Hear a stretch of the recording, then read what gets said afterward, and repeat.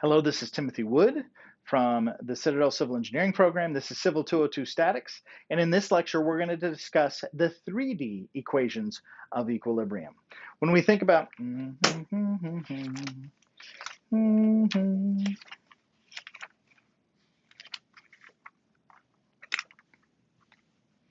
Hello, this is Timothy Wood with Citadel Civil Engineering. This is CIVL202 Statics. And in this lecture, we're going to talk about the 3D equations of equilibrium. So we'll remember that when we're solving for particle concurrent force problems, equilibrium problems, concurrent being the key thing, particle equilibrium problems, we have a three-step process. We're going to draw a free body diagram. We're going to write our equations of equilibrium, and then we're going to solve the problem.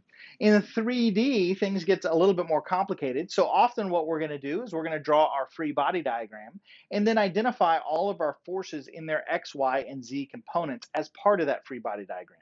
Drawing a clean free body diagram that gives us all of that information in 3D can be really difficult. So often we just sketch it and then label as part of our dimensions and label at the end of beard. We label all the forces with their X, Y, and Z components identified.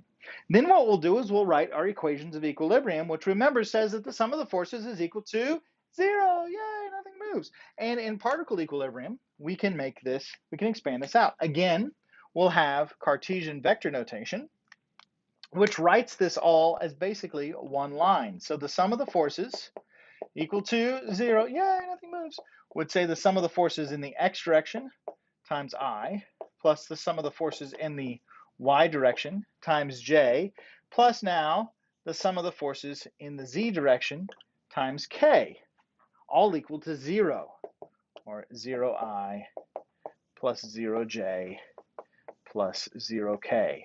Again, as Cartesian vector notation, it's handy because it puts it all on one line, but we'll have to remember that the I, J, and K components are orthogonal, so they're actually independent of one another. Again, this makes scalar notations often our friend, where we would identify the X, Y, and Z components as truly independent equations. They mean the same thing, they express the same idea, but now what we're doing is being just very explicit about it. So we'll say the sum of the forces in the X direction. We draw our X direction arrow, and we say the sum of the forces in the X equal to 0. Yay, nothing moves.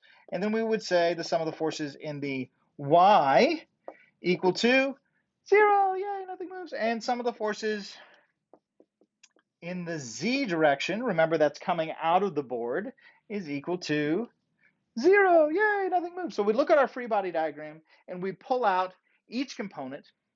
And in this case, we're clearly seeing that we have 1, 2, 3 equations. So with that, with 3 equations, we can solve for up to 3 unknowns.